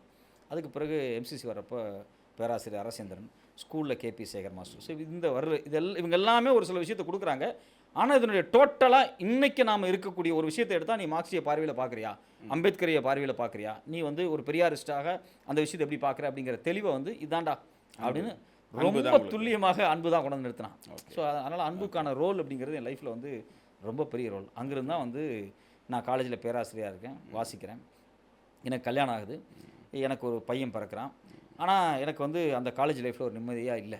எல்லோரும் என்ன ஆசைப்படுவாங்க, நல்லா சம்பளம் வேணும், ஜாலியாக லீவ் வேணும், ஃபேமிலியோட டைம் ஸ்பெண்ட் பண்ணணும், பைக்கில் சுற்றணும், ரிலாக்ஸாக எங்கே வெக்கேஷன் போகணும், இப்படி தான் இருப்பாங்க. எனக்கு எல்லாமே இருந்துச்சு, ஆனால் மனசு வந்து ஒரு நிம்மதியே இல்லை. அப்போ இயக்க அரசியல்களில் ஈடுபடுவோம் அப்படின்னு ஒரு ஆசை வருது. இயக்கத்தில் முழு நேர ஊழியராக இருக்கணும். அதான் அடுத்து நான் உங்கள்கிட்ட கேட்கணும்னு நினச்சதான். அதே அன்பு தான் உங்களை வந்து இயக்க அரசியலுக்கு பக்கத்துலேயும் திருப்பி விட்டதா? ஆமாம், ஆக்சுவலி அன்பு வந்து என்ன சொல்லுவான், நீ வந்து மூமெண்ட்டோட இயங்கு அப்படின்னு சொல்லுவான், அடிக்கடி சொல்லுவான். அது வந்து ஒரு அம்பேத்கரிய பார்வை. நீங்கள் வந்து மார்க்சிய பார்வையும் அதுதான். அதே தான் மார்க்சியம். நீங்கள் வந்து ஒரு இயக்கத்தோடு, ஒரு அரசியல் கட்சியோடு, ஏதோ ஒரு நிறுவனத்தோடு செயல்படாமல் நீ ஒரு தனி மனுஷனாக ரூம்குள்ளே உட்காந்து படிச்சுக்கிட்டு நீ எதையோ ஒன்று பண்ணிட்டு இருக்கிறதெல்லாம் சும்மா வேஸ்ட்டு. நான் தமிழ் தேசியம் குறித்தும் இன்னும் ரொம்ப ஆழமான புரிதல் நான் இயக்க அரசியலில் தான் எனக்கு கிடைச்சிது. ஓகே. அதில் குறிப்பாக நான் இயக்க அரசியலுக்கு போகிறதுக்கு முன்னாடி வாசிச்சு எனக்கு ஒரு புக்கு ரொம்ப இன்ஸ்பைரான ரொம்ப புக்கு என்ன அப்படின்னா, உருவாகாத இந்திய தேசியமும் உருவான இந்து ஃபாசிசம் அப்படிங்கிற புக்கு நெடுமாறனையோடது. ரொம்ப முக்கியமான ஒரு புக்கு, ஒரு பைபிள் மாதிரி. இப்போ இன்றைக்கி வீட்டில் அது இருக்காது, அதே புக்கு இருக்குது. நான் 2011 என்ன புக்கு படிச்சேனோ அந்த புக்கு அப்படியே வச்சிருப்பேன், திருப்பி எடுத்து பார்த்துட்டே இருப்பேன். இன்னைக்கு இருக்கக்கூடிய இந்துத்துவ புத்தகம் வந்து அந்த புத்தகம் தடை செய்யப்பட்ட புத்தகமா? அது தடை செய்யப்படலை, பட் ஆனால் இப்போ சேல்ஸில் இருக்குது. முதல்ல வந்து ஏதோ ரெஸ்ட்ரிக்ஷன்ஸ் இருந்துச்சு. 2011 மோடி அரசாங்கம் அப்போ வந்து ஏதோ சிக்கல் இருந்தது. அவர் சிறையிலிருந்து எழுதின குறிப்புகள் அது எனக்கு அது ஞாபகம். அவர் கொடால இருந்து எழுதின புத்தகங்கள் அது. அப்போ மோடி 2014 வர்றாரு. ஆனால் நான் 2011 ஆர்எஸ்எஸ் குறித்தான ஒரு பிகினிங் வாசிப்பு அப்படிங்கிறது எனக்கு ஒரு பெரிய அதிர்ச்சியாக இருந்துச்சு. ஸோ அங்கே துவங்கியிருக்கு உங்களுக்கு வந்து ஆர்எஸ்எஸ் சங் பரிவாரிய சங்பாரியா இந்த இவங்களை வந்து எதிர்க்கணுன்றது வந்து மனம் ஒரு ஒரு தீவிரமான மனம். இந்தியாவில் இருக்கக்கூடிய தேசிய இனங்களுக்கு மிகப்பெரிய எதிரியாக இருக்க போகிறது இந்த சனாதனமாக இருக்கக்கூடிய இந்த ஆர்எஸ்எஸ் தான், எல்லா மனிதர்களுக்குமே. ஊடகம், சமூக ஊடகங்களை வந்து கையில் எடுக்கணுன்றது வந்து எப்படி தோணுச்சு, எங்கேருந்து துவங்கினது அந்த பயணம்? இப்போ நான் இயக்கத்தில் இருந்த காலகட்டத்தில் நான் வந்து கட்டுரைகள்லாம் எழுதியிருக்கேன். கீற்றில் என்னோட 2 கட்டுரை, முக்கியமான கட்டுரை முதலாக வந்திருக்கு. கீற்றிலே வந்துருக்கு. ஆமாம், கீற்றில் வந்திருக்கு, நான் எழுதியிருக்கிறேன். கீற்றில் வந்துன்னா கொஞ்சம் சரியான கட்டுரையாக தான் இருக்கும்னு நினைக்கலாம். ஆமாம், அப்போ இல்லை, இன்றைக்கி வரைக்கும் கீற்று ஒரு ஸ்டாண்டர்டான ஒரு வெப்சைட்டு. ஸோ அப்போ எழுதுறது எப்படி எழுதுறதோடு சேர்ந்து உரையாடல் நிகழ்த்துறது எல்லாமே வந்து எனக்கு இயக்க அரசியலில் வந்து ஒரு கிடைச்ச ஒரு பெரிய பலம் தான். ஓகே. ஆனால் நான் அதிகமாக பேசுனது கிடையாது, எந்த மீடியாலையும் எந்த மேடையிலையும் எந்த ஊடகத்துலையுமே பேசுனது கிடையாது. எழுத எங்களுக்கு நல்லா தெரியும் எனக்கு. ஸோ அப்போ நாங்கள் இயக்கத்துலேருந்து வெளியே வந்தப்போ தோழர்களாக என்ன நினச்சோம், என்ன இப்படியே சும்மா போய் வேறு ஏதாவது வேலைக்கு போகிறத விட ஒரு வெப்சைட் நடத்தலாம் அப்படின்னு எங்களுக்குள்ள தோணுச்சு. நாங்கள் வந்து மெட்ராஸ் ரேடிக்கல்ஸ் அப்படின்னு ஒரு பேர் வச்சு ஒரு வெப்சைட்டை ஆரம்பித்தோம். ஆக்சுவலி ஏன் மெட்ராஸ் ரேடிக்கல்ஸ் அப்படின்னு வைக்கணும்னு நினச்சோம்னா, என் கூட இருந்த தோழர் சொன்னார், லண்டன் ரேடிக்கல்ஸ்னு நம்ம ஒரு பத்திரிக்கை இருந்துச்சு, ரொம்ப முக்கியமான இடதுசாரி பத்திரிகை, நாம் மெட்ராஸ் ரேடிக்கல்ஸ்னு வைப்போம் அப்படின்னு. அது வந்து ஒரு எக்ஸ்ட்ரீம் லெஃப்ட் ஆமாம் பத்திரிகை. அது நாங்கள் எப்படி நினச்சோன்னா, பேர் தேடிக்கிட்டே இருந்தோம், எப்படி வைக்கலாம் என்ன வைக்கலான்னு. ஒரு நாள் ரொம்ப திடீர்னு காலையில் டீ குடிச்சிட்டு ஒரு பார்க்கில் போய் உட்காந்து, இல்லை இன்னொரு 10 நிமிஷத்தில் பேரை முடிவு பண்ணிட்டு போயிடணும், இந்த பேருக்காகலாம் ரொம்ப யோசிக்கக்கூடாது அப்படின்னு சொல்லப்போ ஃபோனில் பேசிட்டு கூட வந்து எங்கள் தோழர் விவேகானந்தர் இருந்தார். நானும் விவேக்கும் பேசிகிட்டே இருந்தோம். விவேகானந்தன்றது நம்ம யூட்டர்னில். ஆமாம், யூட்டர்னில் இருக்கார். அப்போ வந்து பன்னீர் பெருமாள், நாங்கள் 3 பேர் சேர்ந்து தான் செய்கிறோம். பன்னீர் ஊருக்கு போயிடுறாரு. பன்னீர் வந்து இப்போ அன்பகத்தில் இருக்கார். ஸோ அப்போ பன்னீர் ஊரில் இருக்கார். நானும் விவேக்கும் தான் பேசிகிட்டே இருக்கோம், ஏதோ ஒரு பேரை வச்சா ஆகணும் அப்படின்னப்போ டக்குன்னு வந்து மெட்ராஸ் ரேடிக்கல்ஸ். நீங்கள்லாம் முன்னாடி ஒரு காலத்தில் ஒரு ஸ்லீப்பர்ஸ் எல்லாம் எங்கெங்கேயோ இருந்திருக்கீங்க. மெட்ராஸ் ரேடிக்கல்ஸ் அப்படின்னு வந்து ரொம்ப, ஏன்னா மந்த்லி ரிவ்யூன்னு ஒரு முக்கியமான லெஃப்ட் மேகசின் இருக்குது, அதையும் எம்ஆர் அப்படின்னு சொல்லுவாங்க. ஸோ மெட்ராஸ் ரேடிக்கல்ஸும் எம்ஆர் அப்படிங்கிற மாதிரி நாங்கள் வச்சிட்டோம். இப்போ எங்களுக்கு அடிப்படையில் தெரிஞ்சது எழுத தெரியும். ஸோ அதனால் நானும் விவேக் பன்னீர் என்ன பண்ணோம், எழுத ஆரம்பித்தோம். எங்கள் கூட இன்னும் நிறையா தோழர்கள் வந்து எழுதுறதுக்கு ரொம்ப சப்போர்ட் பண்ணாங்க. குறிப்பாக பாலாஜி தியாகராஜன் எழுதுவார், அருண்குமார் தங்கராஜ், சுசீந்திரன் அப்படின்னு சொல்லிட்டு இப்போ இவங்க எல்லாருமே எழுதுவாங்க, அருண் காளிராஜா. இப்போ இவங்க எல்லாமே நல்லா எழுதக்கூடிய நல்ல பொட்டன்ஷியலான ஆட்கள். அப்போ வெப்சைட் தான் எங்களுக்கு தெரிஞ்ச ஒரே விஷயம். மெட்ராஸ் ரேடிக்கல்ஸ் நாங்கள் நடத்தினோம். வெப்சைட்டில் ரெவன்யூ வரும் வராதுங்கிறதெல்லாம் எங்களுக்கு எதுவும் தெரியல, எழுதணும் உட்காந்து அப்படின்னு சொல்லிட்டோம். அப்போ எனக்கு ஒரு பெரிய ஆசோலேஷன், இப்போ எப்படி சம்பாதிக்க போகிறோம் அப்படிங்கிற ஒரு அடிப்படையான ஒரு கேள்வி வந்துச்சு. இப்போ என் ஒய்ஃப் ரொம்ப தைரியமாக சொன்னாங்க, உனக்கு என்ன வேணாலும் செய், உனக்கு பிடிச்சதை செய், நீ வந்து எதை செஞ்சால் சந்தோஷமாக இருப்ப, எதை செஞ்சால் முழுமையாக இருப்பியோ அதை செய். யாரையா அந்த மனசு அவங்கள எங்களுக்கே பார்க்கணும் போல இருக்கே. இந்த மாதிரி அவங்க அப்படி தான் சொன்னாங்க, உனக்கு என்ன செஞ்சால் நீ சந்தோஷமாக இருப்பியோ அதை செய், ஃபினான்ஷியலாக நம்ம எப்படியாவது சமாளிச்சிக்கலாம், ஒன்றும் பிரச்சனை கிடையாது, ஏதோ ஒன்று பண்ணிவிடுவோம் அப்படின்னு நான் சொன்னாங்க. அவங்க கொடுத்து ஒரு பெரிய கான்ஃபிடன்ஸ் இருக்குது. அப்போ நாங்கள் இடையில ஒரு சின்ன ஒரு மெடிக்கல் ஷாப்பெல்லாம் வச்சுருந்தோம். அப்போ என் ஒய்ஃப் வந்து மெடிக்கல் ஷாப் வந்துடுவாங்க, நான் வீட்டில் உட்காந்து படிச்சுட்டு சில கட்டுரைகள்லாம் எழுதிக்கிட்டு இருந்திருக்கேன். ஸோ அவங்க வந்து நான் நிறைய எழுதணும், நிறையா படிக்கணும் அப்படிங்கிறத எனக்கு எங்கள் அப்பாவுக்கு பிறகு என் மனைவி வந்து எனக்கு நிறைய ஊக்கத்தை கொடுத்துருக்குறாங்க. எங்கள் அப்பா அப்படி நினைப்பார், இது வரைக்கும் எங்கள் அப்பா என்கிட்ட 5 காசு கேட்க மாட்டார், நீ சம்பாரி, நீ என்ன பண்ணுமோ ஜாலியாக இரு. அவரோட கான்செப்ட் எப்படி இருக்கு அப்படின்னா, நீ போய் பெருசாக சாதிக்கணும் அப்படின்னு நான் நினைக்க மாட்டார். அவர் நீ ரிலாக்ஸ் ஆகிரு அப்படிம்பார், உனக்கு எது கம்ஃபர்ட்டாக இருக்கோ அதை செய், உன்னால் என்ன முடியுமோ அதை செய் அப்படிங்கிற ஒரு அதை திரும்ப சொல்லிட்டே இருப்பாங்க. அது ஒரு பேர் அக்கறை, அது ஓகே பேரன்புன்னு சொல்கிற மாதிரி பெரிய அக்கறை. ஸோ அப்படி நான் வந்து வெப்சைட் ஆரம்பித்து நாங்கள்லாம் வெப்சைட்டில் எழுதிக்கிட்டு இருந்தோம். அதுலேருந்து ரெவன்யூ இருக்காது. கூட இருக்க தோழர்கள் அவங்க காசு போட்டு எங்களுக்கு மாதம் வீட்டு செலவு கொடுத்துருந்தாங்க. சிறப்பு. அதில் மனோஜ் தோழர், சபரி தோழர், இவங்க எல்லாரும் காசு போட்டு எங்களுடைய குடும்ப செலவுகளை கிட்டத்தட்ட 1.5-2 ஆண்டுகள் அவங்க தான் பயந்துக்கிட்டாங்க. ஸோ அந்த காலகட்டத்தில் ஒரு நெருக்கடிகள் வரும்போது நாங்கள் வந்து அண்ணாமலைக்கெலாம் அவங்க நண்பர்கள் உதவி செஞ்ச மாதிரி உண்மையிலேயே அவங்க கொடுத்து அண்ணாமலை மாதிரி வீடு வாங்கி கொடுக்க முடியாது நீலாக்கரையில். எங்கள் நண்பர்கள் எங்கள் குடும்பத்துக்கான தேவைகளை அவங்கள பொறுத்து, எங்கள் நண்பர்களுக்கு என்ன தோழர்களுக்கு என்ன அப்படின்னா, நாங்கள்லாம் பர்சனல் லைஃப்பில் இருக்கோம், நீங்கள் 3 பேர் இதுக்குள்ளே இருக்கீங்க, நீங்கள் ஏதாவது ஒன்று செய்யுங்க, பொலிட்டிக்கல் லைஃப்பை விட்டு வெளியே வராதிங்க, ஏதோ ஒரு டிஸ்கஷனில் இருங்க அப்படிங்கிறது அவங்களுடைய விருப்பமாக இருந்தது. அதை செஞ்சோம். அப்போ தான் வந்து யூடியூப் ஆரம்பிச்சிடலாம் அப்படின்னு திடீர்னு வந்து சொன்னாங்க. யூடியூப் ஆரம்பித்தா ரெவன்யூ வரும், நம்ம வந்து இவ்வளோ விஷயம் எழுதிக்கிட்டே இருக்கிறவன் எழுதுறதெல்லாம் பேசுவோம் அப்படின்னு சொன்னாங்க. இப்போ நான் நினச்சேன், எழுதுறதோட பேசுகிறது ரொம்ப ஈஸி போல இருக்குது அப்படின்னு நினச்சி நான் முதல்ல அப்படி தான் நினச்சோம். அப்படி தான் நினைப்போம், எழுதுறதோட பேசுகிறது ஈஸியாக இருக்குது. நாங்கள் நிறைய கட்டு எழுதணும். கட்டுரை அதில் பார்த்திங்கன்னா மெட்ராஸ் ரேடிக்கல்ஸில் முதல்ல பார்த்திங்க அப்படின்னா நியூஸ் ரிப்போர்ட் பண்ணுவோம், நிறைய அனாலிசிஸ் ஆர்டிகல்ஸை எழுதுவோம், ப்ளஸ் நிறைய டிரான்ஸ்லேஷன் பண்ணுவோம். எங்களுக்கு ஒரு பெரிய கனவு என்ன அப்படின்னா, டிரான்ஸ்லேஷனா என்ன மாதிரியான வொர்க், வயர்லேருந்து எடுத்துரும். இப்போ எங்களுக்கு ஒரே ஒரு பெரிய ஆசை, தமிழில் வயர் மாதிரி ஒரு வெப்சைட் இருக்கணும், ஓகே, அப்டேட்டடாக இருக்கணும். அதில் ஆர்எஸ்எஸை பற்றியும் பேசணும், தமிழ்நாடு பாலிடிக்ஸை ரொம்ப ஸ்ட்ராங்காகவும் பேசணும், அதே சமயத்தில் சித்தாந்த ரீதியாகவும் இருக்கணும். புதிய விற்பனையாக எங்களுடைய வெப்சைட்டில் எழுதிட்டு இருந்தாங்க. ஸோ அது மாதிரி ஒரு ஒரு ஒரு வயர் ஸ்டாண்டர்டுக்கு ஒரு வெப்சைட் நடத்தணும் அப்படின்னு தான் எங்களுக்கு இன்ஸ்ட்ரக்ஷன் கொடுத்த தோழர்களும் அதான் சொன்னாங்க. எதை பற்றி நீங்கள் கவலைப்படாதீங்க, வயர் மாதிரி ஒரு வெப்சைட்டு தமிழில் ஒரு பேசு பொருளாக இருக்கணும், பாலிடிக்ஸை சொல்லிக் கொடுக்கக்கூடிய ஒரு இடத்துல இருக்கணும் அப்படின்னு தான் நாங்கள் ஆரம்பித்தோம். ஆனால் ரெவன்யூ மாடலாக பார்க்கும்போது எங்களால் முடியல. ரெவன்யூவாக எங்களால் அதை சரி செய்யவே முடியல. என்ன பண்ணுறதுனே தெரியாமல் குழப்பமாக இருக்கும்போது யூடியூப் ஆரம்பிச்சிட்டா நம்ம ஓரளவுக்கு ரெவன்யூ. ஆனால் அப்பவும் என்ன சொன்னாங்கன்னா, யூடியூப் ஆரம்பித்தா ஒரு 6 மாதத்துக்கு ரெவன்யூவே இருக்காதே அப்படின்னு ஒரு நெருக்கடி வந்தப்போ தோழர்கள்லாம் சொன்னாங்க, அதை பற்றி நீங்கள் கவலைப்படாதீங்க, நாங்கள் தர்றோம், நீங்கள் ஒரு 6 மாதத்தில் யூடியூப் ரெடி பண்ணுங்க அப்படின்னாங்க. அப்புறம் நாங்கள் யூடியூப் சேனல் ஆரம்பித்தோம். பேசவே தெரியாது, கேமரா சொந்தமாக கிடையாது, ஸ்டூடியோ கிடையாது, எதுவுமே இல்லை, எல்லாமே தோழர்கள் வாங்கி கொடுத்தது தான். நாங்கள் ஏசியே இல்லாமல் ஆஃபீஸ் நடத்திட்டு இருந்தோம். வேர்த்து கொட்டினதை பார்த்துட்டு ஒரு தோழர் ஃபோன் பண்ணி எங்களுக்கு ஏசி வாங்கி கொடுத்தாரு, ராஜேந்திரன் தோழர். அவர் நம்பர் இருந்தால் கொஞ்சம் கொடுக்க. அவர் சொன்னார், ஃபோன் பண்ணி நீங்கள் இப்படி ஏன் இப்படி வேர்த்து கொட்டிட்டு பேசிகிட்டு இருக்கீங்கன்னு சொல்லி அவருடைய சொந்த காசை போட்டு ஏசி எங்களுக்கு உடனே பண்ணி வாங்கி கொடுத்தாரு. ஸோ அப்படி தான் நாங்கள் யூடியூப்குள்ளே வரோம். முதல்ல பேசவே தெரியாது, மொபைலை வச்சு நாங்கள் ஒரு மாதம் பேசி பழகிட்டே இருக்கோம். நான் பன்னீர், அதே மாதிரி பன்னீர் கூட பேசிடுவார். நான் விவேக்கும் நானும் உட்காந்து மொபைலை வச்சு பேசி ட்ரையல் பண்ணி பார்த்துட்டே இருந்தோம். அப்புறம் ஒரு கட்டத்துக்கு மேலே கேமரா ஒரு தோழர் கொடுத்தாங்க. அந்த கேமரா வச்சு நாங்கள் ஷூட்டை ஸ்டார்ட் பண்ணிட்டோம். இப்போ விவேக் பேசுகிறத கேட்டால் ஒரு ஒன் ஆஃப் த தமிழ்நாட்டில் முக்கியமான ஒரு ஃபேக்ட் செக்கர். ரெண்டாவது, இயல்பாகவே விவேக் பேசுறதுக்கு பிறகு தான் எனக்கு ஒரு விஷயம் தெரிய வருது, அவருடைய கண்டென்ட் ப்ரெசன்டேஷன் இருக்குது பார்த்தீங்களா, ரொம்ப நல்லா இருக்கும் கேட்குறதுக்கு. அந்த டெலிவரி ஸ்கில்ஸ் ரொம்ப அருமையாக இருக்கும். இப்போ என்னோட டெலிவரி கூட என்ன சொல்லுவாங்க அப்படின்னா, ஐயோ உன்னதை பார்த்தா பயமாக இருக்கியா, ஹார்ட் பீட் அதிகமாகுதியா, நீ எல்லாமே முடிஞ்சிற மாதிரி பேசுகிறியா அப்படின்னு சொல்லுவாங்க. நான் சொல்லுவேன், ஆமாம் என்னோட அப்படி தான் இருக்கும் அந்த ஸ்டைலு. ஆனால் விவேக்கோட ஸ்டைலை பார்த்தீங்கன்னா ரொம்ப பீஸ்ஃபுல்லாக ஒரு கண்டென்ட்டை ரொம்ப ஈஸியாக இலகுவாக டெலிவரி பண்ணக்கூடிய இடத்துல விவேக் பேசுவார். அப்போ நாங்கள் பேசுனதுல விவேக் நல்லா பேசுவார். அப்புறம் நாங்கள் பேச ஆரம்பித்தோம். ஆனால் யூடியூப்பை பொறுத்த வரைக்கும் நாங்கள் கண்டென்ட்டாகவே தான் கொடுக்க ஆரம்பித்தோம். எங்களுக்கு டார்கெட்டே கிடையாது. நான் வாரத்தில் 2 வீடியோ தான் பேசுவேன். விவேக் 2 வீடியோ பேசுவார், பன்னீர் 2 வீடியோ. எங்களை மாதிரி மாதத்துக்கு ஒரு வீடியோ போடுற மாதிரி இருக்கீங்க. இப்போ மற்ற யூடியூப் சேனல்ஸ் பார்த்தீங்கன்னா ஒரு நாளைக்கு 3 வீடியோ 5 வீடியோலாம் போடுறாங்க. ஸோ இப்போ அவங்க இன்டர்வியூஸ் எடுப்பாங்க, பர்சனல் சோலோ பேசுவாங்க, டிஸ்கஷன் பண்ணுவாங்க. ஆனால் எங்களை பொறுத்த வரைக்கும் என்ன அப்படின்னா, எங்கள் தோழர்கள் ரொம்ப ஸ்ட்ரிக்டாக இருப்பாங்க. இல்லை எல்லாமே கண்டென்ட்டாக பேசு அப்படிம்பாங்க. இப்போ ஒரு காஷ்மீர் இஷ்யூ வருதா, 3 நாளாக உட்காந்து படித்து காஷ்மீரை பற்றி நாங்கள் பேசியிருக்கோம். ஆர்டிகல் 370 எவ்வளோ மோசமானது அப்படிங்கிறதெல்லாம் நாங்கள் உட்காந்து அவ்வளோ அனலைஸ் பண்ணிலாம் பேசியிருக்கோம். அது இப்போ அவங்க ஆர்டிகல் 370 காலி பண்ணுறாங்க. ஆனால் எப்படி நேரு பீரியடில் அதை ஃப்ரேம் பண்ணும்போது இருந்த மிஸ்டேக்ஸ் என்ன அப்படிங்கிறதெல்லாம் உட்காந்து அனலைஸ் பண்ணி பேசிகிட்டே இருப்போம். ஒவ்வொரு குறிப்பாக பார்லிமெண்ட்டில் வரக்கூடிய பாலிசிஸ் இருக்குது பார்த்தீங்களா, டிராஃப்ட் ஒரு பில்லு டிராஃப்ட் வருது அப்படின்னா அந்த பில்லை படிச்சுட்டு பேசியிருப்போம். நாங்கள் பேசி 2 வருஷம் கழித்து அந்த பில்லு திருப்பி பார்லிமெண்ட்டில் ஆக்டாக மாறும். புரியுது. அதில் ஒரு முக்கியமான விஷயம் என்ன அப்படின்னா, நான் 2 வருஷத்துக்கு முன்னாடி பழைய வீடியோலாம் எடுத்து போடுவேன். இப்போ சமீபத்தில் நான் ஒரு 3 நாள் வெளியூர் போயிருந்தேன். ஒரு 4 நாள் வெளியூர். கல்யாணம் ஆகி 10 வருஷத்தில் முதல்ல டூர் போயிருக்கேன். கேரளா மூணார் போயிருந்தேன். சரி, போகும்போது என்ன பண்ணுறது, மகிழ்ச்சியாக வந்திருக்கீங்க இப்போ இங்கே. அப்போ என்ன பண்ணலாம்னு யோசிச்சப்போ பழைய வீடியோஸ் எல்லாம் இருக்கும் பார்த்தீங்களா, அந்த வீடியோஸ் எல்லாம் எடுத்து போட்டால் அது நல்லா ஓடிச்சு.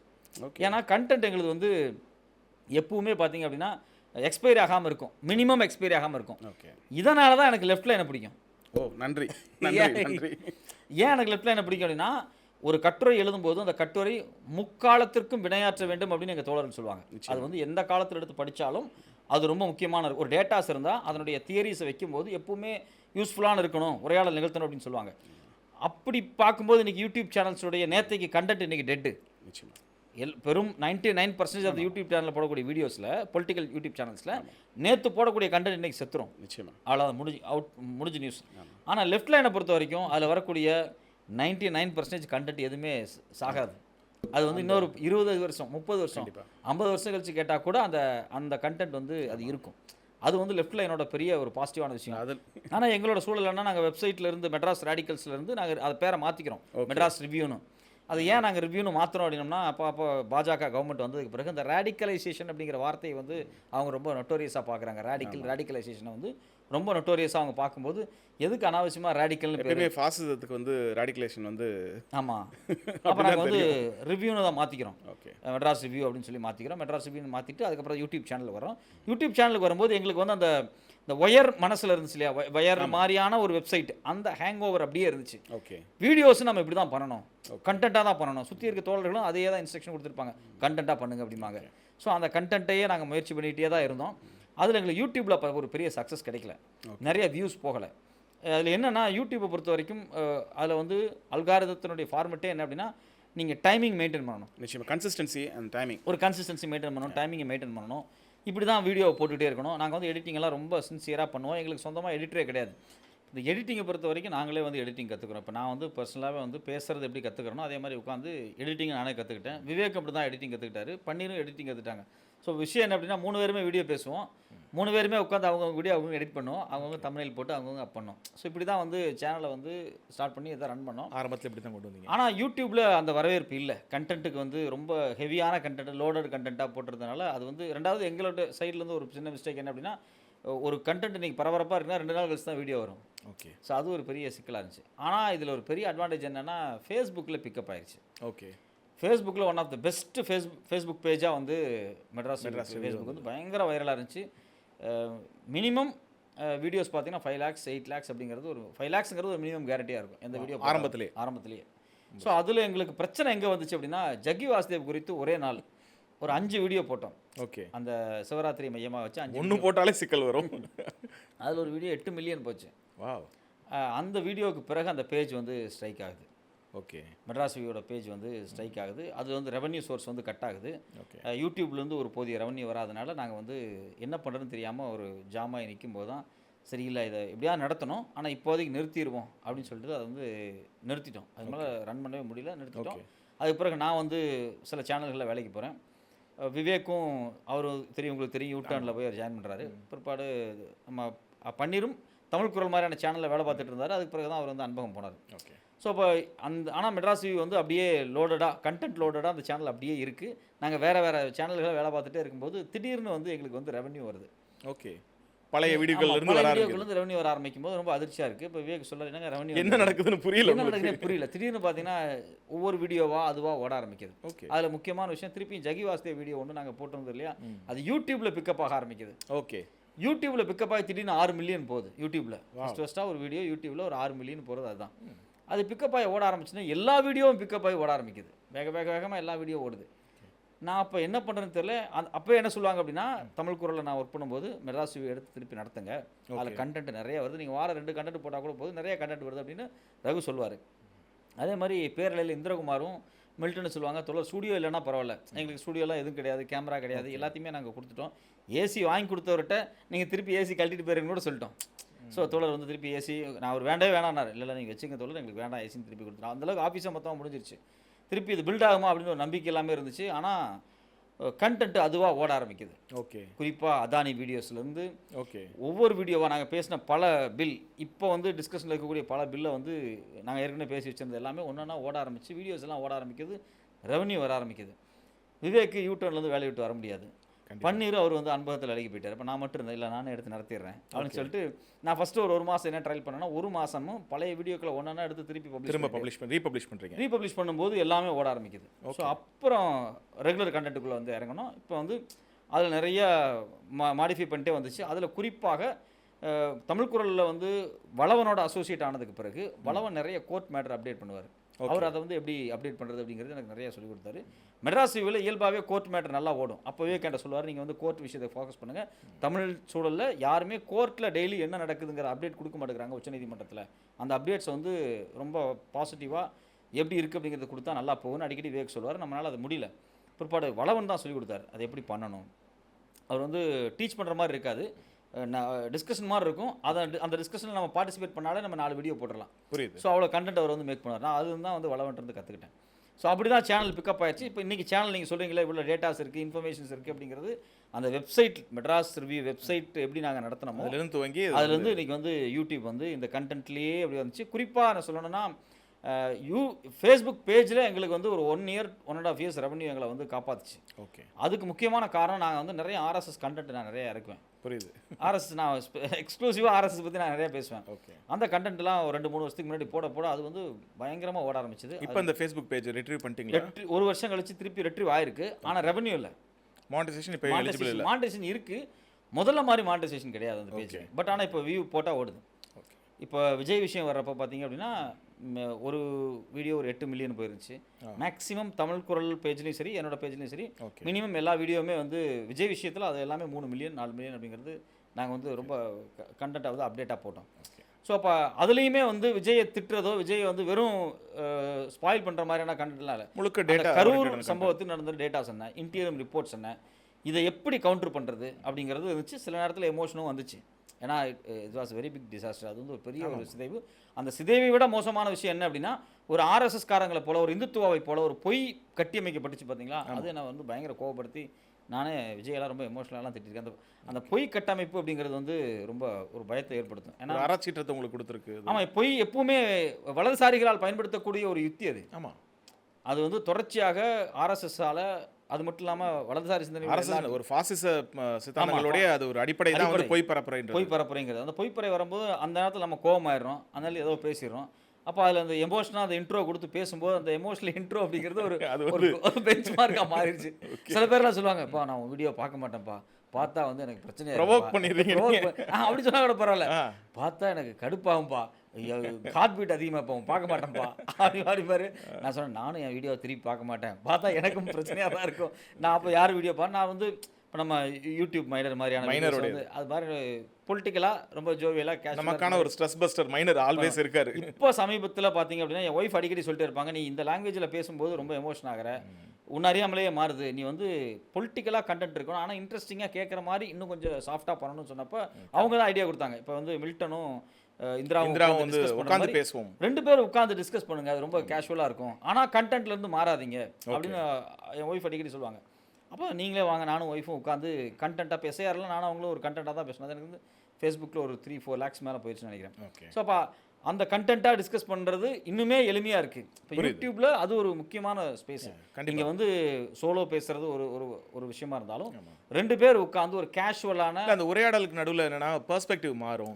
அந்த அந்த அந்த டைமென்ஷன் வந்து நீங்கள் சொல்ல வர டைமென்ஷன் வந்து இன்னொரு நபரோட இருக்கும்போது அது வந்து இன்னும் வேற ஒரு பரிணாமத்தை வந்து ஆடியன்ஸ்க்கு கொடுக்கும். அதுதான் அந்த டிஸ்கஷனோட. ஏன்ட்ட ஒரு தோழர் சொல்லும்போது, கேஷுவலாக பேசும்போது, நான் உங்களுடைய சோலோஸ் பார்ப்பேன், ஆனால் நீங்கள் டிஸ்கஷன் எனக்கு ரொம்ப பிடிச்சிருந்துச்சு அப்படின்னா, ஏன் அப்படி சொல்கிறீங்கன்னு கேட்டேன். இல்லை நான் டிஸ்கஷன் போட்டு ஹெட்ஃபோன் போட்டு பைக்கில் ஜாலியாக கேட்டே போனேன், சிரிச்சுக்கிட்டே போனேன், ஆனால் கண்டென்ட் இருக்குது, 2 பேரும் காமெடி பண்ணிட்டே இருக்கீங்க. இன்னொரு தோழர் சொன்னார், எப்படி நீங்கள் பண்ணுறீங்கன்னு பார்க்கறதுக்காக நான் ஆன் பண்ணேன் வீட்டில், அது ரொம்ப ஜாலியாக இருந்துச்சு, போட்டு விட்டு நான் பாட்டுக்கு சமைக்க போயிட்டேன். அவர் தோழர் சமைச்சிட்டு இருந்தாரு, சமைக்க போயிட்டு அது பாட்டுக்கு ஓடிட்டு இருந்துச்சு, எனக்கு நல்லா இருந்துச்சு ஜாலியாக அப்படின்னாரு. ஸோ அப்போது ஒரு கேஷுவலாக பாலிடிக்ஸை பேசக்கூடிய ஒரு கண்டென்ட் இருக்குங்களா, அந்த கண்டென்ட்டை வந்து அவங்க வந்து விஷுவல் ப்ரெசன்டேஷனில் அவங்க உட்காந்து பார்த்துட்டு இருக்க வேண்டிய அவசியம், அது வந்து காதில் கேட்டாலே போதும் அப்படின்னு. அப்போ எனக்கு அது ரொம்ப புது அப்ரோச்சாக இருந்துச்சு. ஸோ அப்போ சீரியஸான கண்டென்ட்டை கூட நம்ம அப்படி மாற்றணும் அப்படிங்கிறது வந்து இது என் ஒய்ஃப் கொடுத்த ஐடியா தான். அது அடிப்படையில் தான் வீடியோஸ் நான் பண்ணிட்டு இருக்கேன். தொடர்ந்து நீங்கள் இப்போ உங்களோட சேனலில் பேசுகிறீங்க, வேறு சேனல்கள்லையும் பேசுகிறீங்க.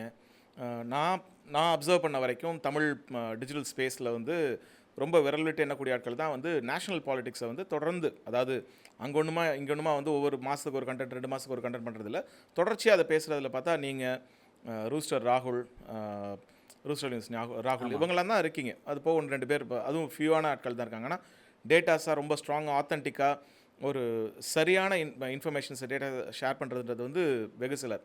அந்த வகையில் பார்க்கும்போது இப்போ சமீபத்தில் நம்ம எஸ்ஐஆர் குறித்து பல்வேறுபட்ட தகவல்கள் சமூக வலைதளங்களில் பரிமாறப்படுது. அது சரி, அது தவறு, இது வந்து பிஜேபியோடது, இது வந்து டிஎம்கேக்கு அகைன்ஸ்ட் ஆனது, இல்லை டிஎம்கேக்கு ஃபேவர் ஆனது அப்படின்னு பல விஷயங்கள் நடந்தாலுமே நிர்மலா சீதாராமன், இந்தியாவினுடைய நிதியமைச்சர், அவர் நேரடியாக களத்தில் இறக்கப்பட்டிருக்கார். ஆமாம், குளத்தூர் தொகுதி பற்றிலாம் பேசியிருக்காங்க. ஸோ அதை பற்றி தான் நான் கேட்க நினைக்கிறேன். இப்போ ராகுல் Gandhi is a national icon. அவர் வந்து ஒரு பலதரப்பட்ட ப்ரெசன்டேஷன் போட்டு எவிடென்ஷியலான ஃபேக்ட்ஸை எடுத்து போட்டு ப்ரெஸ் முன்னாடி பேசுகிறாரு, மக்கள் முன்னாடி பேசுகிறார், பப்ளிக் ஃபோரமில் சொல்கிறாரு, என்னெல்லாமோ கத்தி கத்துறாரு. அதுக்கெல்லாம் பாரதிய ஜனதா கட்சி வந்து எந்த விதத்துலையும் வந்து ஒரு அசைவு கூட கொடுக்கலன்னு வச்சுக்கோங்களேன். அது பெருசாக சட்டையும் பண்ணல, தேர்தல் ஆணையமும் சட்டை பண்ணல, சுப்ரீம் கோர்ட்டும் அது வந்து அவங்க எஸ்ஐஆர் வந்து சரியானதான்னு சொல்கிறாங்க, ஓட்சோரி மேட்டர் ஆகட்டும், எல்லாமே எதை பற்றியுமே அவங்க கவலைப்படலை. ஆனால் திமுக அதை கையில் எடுத்த உடனே ஒரு பதட்டம் வந்து நிர்மலா சீதாராமன் இங்கே அனுப்பி பேச வைக்கிற வேண்டிய சூழல் வந்திருக்கு. அப்படின்னா இதை எப்படி பார்க்குறீங்க? என்ன மாதிரி, எதனால் இது வந்து பாஜக அப்படி இந்த ஒரு ஸ்டாண்ட் எடுக்கிறாங்கன்னு நினைக்கிறீங்க? எஸ்ஐஆரை பொறுத்த வரைக்கும் 2 விஷயம் நான் பார்க்குறேன். ஒன்று வந்து லீகல் ஃப்ரேம் ஒர்க்காகவே அது ஒரு தவறானது தான். அது குறித்து நிறைய பேர் எழுதியிருக்காங்க, நிறையா பேசுகிறாங்க, நேஷனல் பாலிடிக்ஸில் பேசுகிறாங்க. லீகலாகவே அதில் நிறைய ஃப்ளாஸ் இருக்குது. எஸ்ஐஆர் அப்படிங்கிறது கான்ஸ்டியூஷனில் ப்ரொவிஷன்ஸில் இல்லை. ஸ்பெஷல் சம்மரி ரிவிஷன் பண்ணலாம், அது பண்ணினாலும் நீங்கள் வந்து கான்ஸ்டியூன்சிக்குள்ளே தான் பண்ண முடியும். ஒட்டுமொத்த பேன் தமிழ்நாடாக இல்லை பேன் ஸ்டேட்டாக 5 ஸ்டேட்டு 10 ஸ்டேட்டாக பண்ணுறதுல நிறைய இன்ட்ரன்ஸ் எல்லாம் இருக்குது. ஸோ ஏன்னா ரெப்ரசன்டேஷன் ஆஃப் பீப்புள் ஆக்டில் 1950 செக்ஷன் 21 தெளிவாக இதை சொல்லியிருக்கிறாங்க. ஸோ லீகலாக இவங்க வந்து என்ன பண்ணுறாங்க அப்படின்னா அதை வந்து சட்டத்தை மீறி அவங்க பல வேலைகளை செய்கிறாங்க. அதே சமயத்தில் தேர்தல் ஆணையத்துக்கும் கொடுக்கப்பட்டிருக்கக்கூடிய கட்டற்ற அதிகாரம் அப்படிங்கிறது சட்டத்துக்கு புறம்பானதாக தான் இருக்குது. இப்போ ஒன்றுமே இல்லை, 2023 KM ஜோசப் அமர்வு கான்ஸ்டியூஷனல் பெஞ்ச் என்ன சொல்கிறாங்க அப்படின்னா, தேர்தல் ஆணையரை தேர்வு செய்வதற்கான சட்டங்களை கொண்டு வாங்கன்னு சொல்கிறாங்க. அதுக்கு ஒரு மாடல் அவங்களே சொல்கிறாங்க. அவங்களோட உத்தரவில், அவங்களுடைய வழிகாட்டுதலில் நீங்கள் வந்து இந்தியாவினுடைய உச்சநீதிமன்ற தலைமை நீதிபதி CJI plus prime minister opposition leader 3 பேர் இருக்கட்டும் அப்படின்னு தான் அவங்க ஒரு ஃபார்மெட்டை கொடுக்குறாங்க. பட் அந்த ஃபார்மெட்டை தூக்கி குப்பையில் போட்டு இவங்க என்ன பண்ணுறாங்க அப்படின்னா, பிரதமர் இருப்பார் ப்ளஸ் எதிர்க்கட்சி தலைவர், இன்னொரு நபரை வந்து பிரதமர் தேர்ந்தெடுப்பார் அப்படின்னு சொல்லி அவங்க அதை முடிக்கிறாங்க. ஸோ அப்போ அவங்க என்ன நினைக்கிறாங்க அப்படின்னா, உச்சநீதிமன்றத்தினுடைய நீதிபதி தேர்தல் ஆணையரை தேர்வு செய்யக்கூடிய இடத்துக்குள்ளே வரக்கூடாது அப்படின்னு சொல்லி ஒரு வைக்கிறாங்க.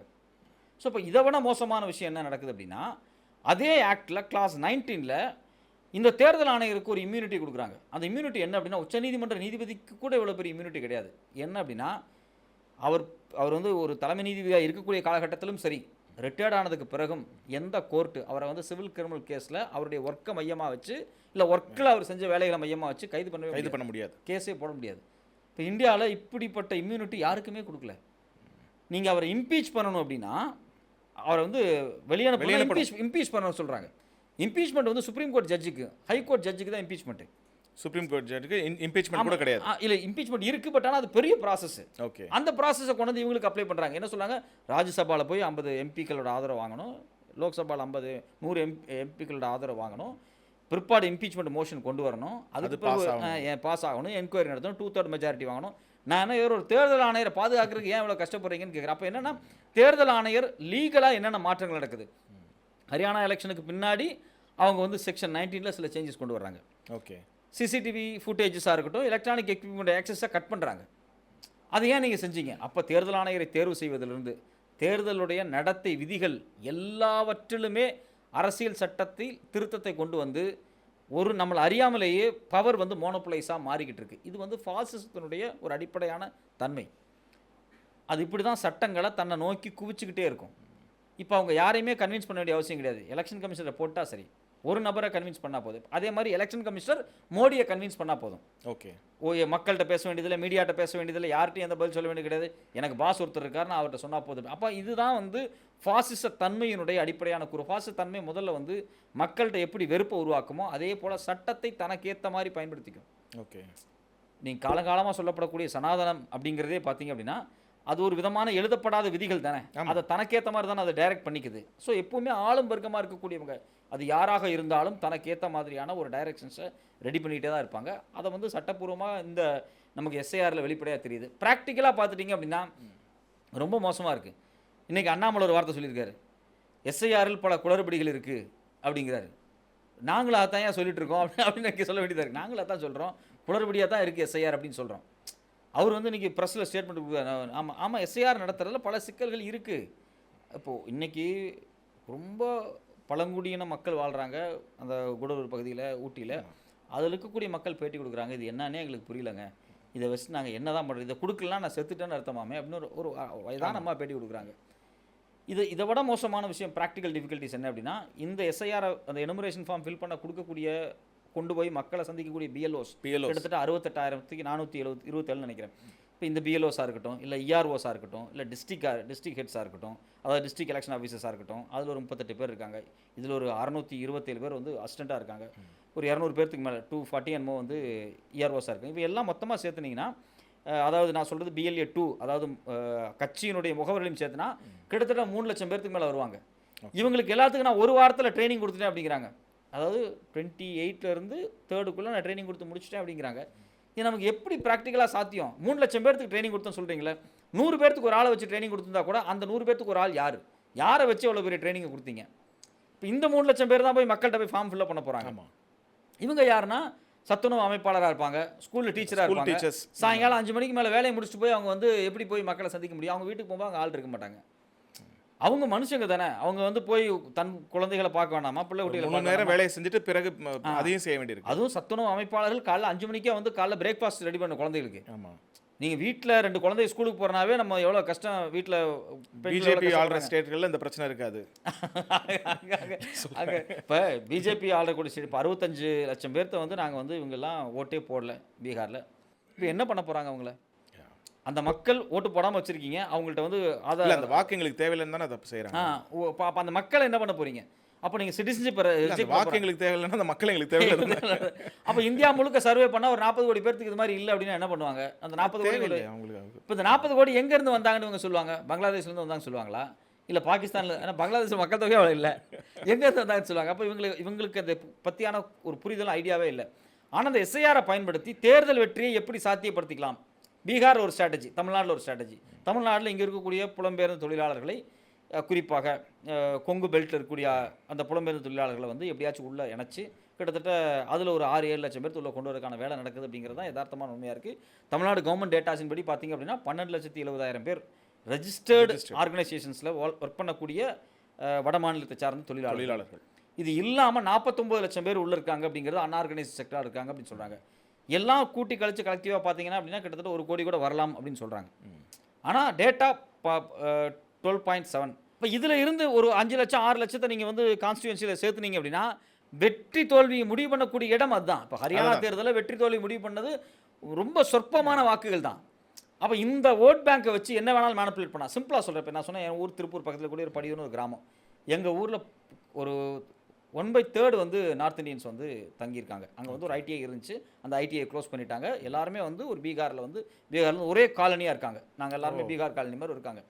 இப்போ அந்த ஊரில் திமுகவோ இல்லை அதிமுகவோ யாரோ ஒருத்தங்க தேர்தல் நிற்கிறாங்க அப்படின்னா இவங்களோட சப்போர்ட், இவங்களுக்கு ஓட்டுரிமை கொடுத்தா இவங்க சப்போர்ட் இல்லாமல் அங்கே ஜெயிக்க முடியாது. இப்போ இவங்க பாஜக ஓட்டு போட்டாங்க அப்படின்னா பாஜக மட்டும்தான் காலங்காலத்துக்கு அங்கே ஜெயிக்க முடியும். ஸோ அப்போ இந்த பேட்டர்ன் வந்து டெமோகிராஃபிக்கலாக சேஞ்ச் ஆகுது பார்த்தீங்களா? ஆனால் இப்போ இந்த பேட்டர்னை யார் பயன்படுத்திக்க போகிறாங்க? அவங்களும் கஷ்டப்படக்கூடிய தொழிலாளி. இங்கே இருக்கக்கூடிய அரசியல் கட்சிகளுடைய தேர்தல் லாபத்திற்காக தொழிலாளர்களுக்குள்ளே அடிச்சுக்கிறது இருக்குது பார்த்தீங்களா? அவன்லாம் வடக்கம்பா, வட இந்தியனப்பா, அவனை அடிக்கணும்ப்பா, இப்படிங்கிற உரையாடலை தேர்தல் சண்டையினூடாக ஏற்படுத்தி வைக்க முடியும். ஸோ அப்போ அதை பாஜக விரும்புது. ஒரு முரண்பாடை கிரியேட் பண்ணணும். தமிழர்கள்லாம் ஒரு இனவாதிகள், தமிழர்கள்லாம் ஒரு மொழி வெறியர்கள், தமிழர்கள்லாம் வந்து அந்த வடமாநிலத்துலேருந்து வர்றவங்களை வந்து ரொம்ப மதிக்க மாட்டாங்க, இப்படி தான் நம்ம மோடி பேச ஆரம்பிச்சிருக்காங்க. இப்போ தான் ஸ்டார்ட் பண்ணுறாங்க. ஆமாம். இப்போ இந்த அப்ரோச்சை தமிழ்நாட்டில் வளர்க்குறதுக்கு 2-3 முரண்பாடுகளை உருவாக்குறது. அவங்களுக்கு இப்போ வந்து இந்தியாவில் வேறு எங்கே தேர்தல் நடந்தாலும் தமிழ்நாட்டை தான் சொல்கிறாங்க. சிம்பிளான விஷயம். இதுக்கு முன்னாடி எப்படி வந்து பீகார் தொழிலாளர்களை தமிழர்கள் தாக்குறாங்கன்னு சொல்லி ஒரு ரூமரை வந்து திட்டமிட்டு கிரியேட் பண்ணாங்க. ஆமாம். அது கிரியேட் பண்ணுறதுக்கு ஒரு வாரத்துக்கு முன்னாடி நாங்கள் சென்ஸ் பண்ணோம். மெட்ராஸ் டிவியில் உட்காந்து நாங்கள் ஆஃபீஸில் ஒரு 3 பேர் உட்காந்துட்டு இது ஏதோ நடக்குது, ஏதோ பெருசாக நடக்க போகுது. ஏன் அப்படி சென்ஸ் பண்ணோம்னா தமிழ்நாட்டில் இருக்கக்கூடிய சில சோஷியல் மீடியாஸ் கொஞ்சம் கூட பொறுப்பே இல்லாமல் வடமாநிலத்தவர்கள் தமிழர்களை அடிக்கிறாங்க, தமிழர்களுக்கும் வடமாநிலத்தவர்களுக்கு பிரச்சனை அப்படின்னு சொல்லி டைட்டில் போட்டு அவ்வளோ வீடியோஸ் போட்டாங்க. நாங்கள் அதை பார்க்கும்போது எங்களுக்கு என்ன பயம் வந்துச்சு அப்படின்னா இது வந்து ஒரு யூடியூப் சேனலுடைய பொறுப்பற்ற தனம் அல்ல, இது ஒரு ஸ்டேட் இம்ப்ளான்ட் பண்ண மாதிரி ஒரு பெரிய சேனல்ஸ் பண்ணாங்க, ஸ்ட்ராட்டஜி பெரிய சேனல்ஸ் பண்ணாங்க. நான் பார்த்தோன்னே இது வந்து ஏதோ ஒரு ஸ்டேட் ப்ளே பண்ணுதா, என்ன நடக்குதுன்னு தெரியல, இதில் ட்ராப் ஆகிட்டாங்களான்னு. கரெக்டாக அந்த வீடியோஸ் வந்து ஒரு வாரம் கழிச்சு ஃபேக் வீடியோஸ் ஒரு 4 வீடியோஸ் வருது. பீகார், பஞ்சாப் பற்றிக்கிட்டு எரியுது, அங்கே இருக்கும் எல்லாம் நம்மளை பற்றி தான் பேசிகிட்டு இருக்கான். இப்போ இது யார் பண்ணதுன்னா இது முழுக்க ஆர்எஸ்எஸ். இப்போ எப்படி பீகார் தேர்தலில் வந்து பாஜக தான் திருப்பி ஜெயிக்க போகுதுன்னு ஒரு மீடியா ரிப்போர்ட்ஸ் கொடுக்குறாங்க பார்த்தீங்களா? அதுலேருந்து ஒரு முக்கியமான ஒரு 5 சேனல் இருக்குது. அந்த 5 சேனலும் ஏற்கனவே இதே மாதிரி தமிழர்கள் பீகாரிகள் அடிச்சாங்கிற ரிப்போர்ட்டை வீடியோஸை போட்டு பரப்பிட்டு சேனல்ஸ். அந்த எந்த வீடியோவுமே வந்து பெரும்பாலான வீடியோ வந்து தமிழ்நாட்டில் எடுக்கப்பட்டதில்லை. அப்படியே 2 வீடியோ அது தமிழ்நாட்டில் இருந்துச்சு. அது வந்து தமிழர்கள் வந்து சூசைட்கள் அடிக்கல. பீகாரிகளுக்கும் ஜார்க்கண்டுகளுக்கும் ஃபேமிலி ஃபைட்டு அப்படி தான் இருந்துச்சு. அதே மாதிரி கிருஷ்ணகிரியில் நடந்த ஒரு சூசைட் சம்பவம். ஸோ இதெல்லாம் எடுத்து வச்சு ஒர்க் பண்ணாங்க. அந்த நேரத்தில் தமிழ்நாட்டில் அதே மாதிரி வட மாநிலத்தில் இந்த பிரச்சனையை இந்த ஆர்எஸ்எஸ் பண்ணுடைய சதியை காப்பாற்றினது யாருன்னா அப்துல் ஜுபேர் தான். அவர் வந்து ஆல்ட் நியூஸில் இருக்கார். அவர் தான் அதை ரொம்ப கவனமாக ஹேண்டில் பண்ணி அது இல்லைன்னு சொன்னார். அவங்களுக்கு தமிழ்நாடு அரசு விருது கொடுத்தாங்க. ஸோ அப்போ இது வந்து ஒரு ஆர்எஸ்எஸ்னுடைய டெக்னிக் எப்பவுமே இப்படி தான் இருக்கும். ஒரு போகிற போக்கில் இப்போ ஷோ எல்லாம் இருப்பார், அவர் போகிற போக்கில் ஒன்று சொல்லிட்டு போயிடுவார், அந்த விஷத்தை விதைச்சிட்டு போயிட்டே இருக்குது. அதுக்கு ரிப்ளை கொடுக்கறதுக்கு முற்போக்கு சக்திகள் உட்காந்து பேசிக்கிட்டே இருக்கும். இப்போ இந்த டிராவிடியன் மூவ்மெண்ட், இடதுசாரிகள், தலித் அமைப்பு எல்லாரும் உட்காந்து அவர் சொன்னது பொய்ன்னு பேசிக்கிட்டு இருப்பாங்க. அதுக்குள்ளே அவர் வேற ஒரு கருத்தை சொல்லிட்டு போயிடுவா. அப்படி அப்போ கடைசி வரைக்கும் அந்த கருத்துக்கு, ஆர்எஸ்எஸ்னுடைய கருத்துக்கு பதில் சொல்ல வேண்டிய, ஆர்எஸ்எஸ்னுடைய அவதூறுக்கு பதில் சொல்லி அந்த டேமேஜை கண்ட்ரோல் பண்ண வேண்டிய இடத்துல இந்த லெஃப்ட் விங்களுடைய வேலையை காலங்காலமாக இருந்துகிட்டு தான் இருக்குது. ஓகே, இந்தியாவில் அம்பேத்கருக்கு, குறிப்பாக தமிழ்நாட்டில் அம்பேத்கருக்கு இணையான சிலைகள் அவருக்கு மட்டும்தான் தமிழ்நாட்டில் இருக்கும். திருமா அண்ணன் சொல்லக்கூடிய ஜனநாயக அரசியல் அப்படிங்கிறது ஒரு எதிர்காலத்தை நோக்கி ஒரு பெரிய விஷன். ஆனால் நீ ஒரு 10 பேர்த்தோட சேர்ந்து வேலை செய்யுங்க, எல்லாத்தையும் ஒன்றா அணைங்க. அதுதான் வந்து திருமா அவர்கள் வந்து ரொம்ப தெளிவாக ரொம்ப எளிமையாக ஒன்றா சேர்ந்து இருங்க. அப்போ தான் வந்து எல்லாத்தையுமே சாதிக்க முடியும், செய்ய முடியும், ரொம்ப காலத்துக்கு நீடிக்கும் அப்படிங்கிறது. திகாவினுடைய திருமாவர்களுக்கு பிறகு இருக்கக்கூடிய ஃபஸ்ட்டு செட் ஆஃப் லீடர்ஸ் நீங்கள் எடுத்து பார்த்தீங்க அப்படின்னா அவங்க பேசக்கூடிய பாலிடிக்ஸ் அப்படிங்கிறது அப்படியே அவர் பேசுகிற மாதிரியே இருக்கும். அந்த உரையாடல் கிரவுண்ட் வரைக்கும் போயிட்டு தான் இருக்குது. அது வந்து உடனே ஒரு அம்பேத்கருக்கு ஒரு புக்கை வந்து விஜய் வெளியிட்டார் அப்படின்னா மொத்தம் இங்கே இருக்கிறவங்கலாம் சேர்ந்து அங்கே போயிடுவாங்க அப்படிங்கிறதெல்லாம் ஒரு பொய்யான விஷயம். தொடர்ச்சியாக திமுக மேலே காலங்காலமாக அன்கண்டிஷனலாக எந்த விதமான ஆதாரம் இல்லாமல் ஒரு பொய் பிரச்சாரத்தை பரப்பிக்கிட்டே இருப்பாங்க. எப்பவுமே சொல்லிக்கிட்டே இருப்பாங்க. அது இன்றைக்கி வந்து துணை முதல்வர் வரைக்கும் ஏதோ ஒரு பொய்யை வந்து பரப்பிக்கிட்டே இருப்பாங்க. ஹச்ராஜா வார்த்தை இருக்கு இல்லையா, ஸ்டாலின் இஸ் மோர் டேஞ்சரஸ் தேன் கருணாநிதி அப்படிங்கிற வார்த்தை அப்படிங்கிறது எதிரிக்கு தெரியும் அவர் யார் அப்படின்னு. தலித் அரசியல் அதை எப்படி பார்க்குறீங்க? எதை நோக்கி போய்கிட்டு இருக்கு? அது வந்து சரியான திசையில் இருக்குன்னு நினைக்கிறீங்களா? தலித் அரசியலில் சில மாற்று கருத்தும் இருக்குது. இப்போ திருமாவண்ணன் சொல்லக்கூடிய ஜனநாயக அரசியல் அப்படிங்கிறது ஒரு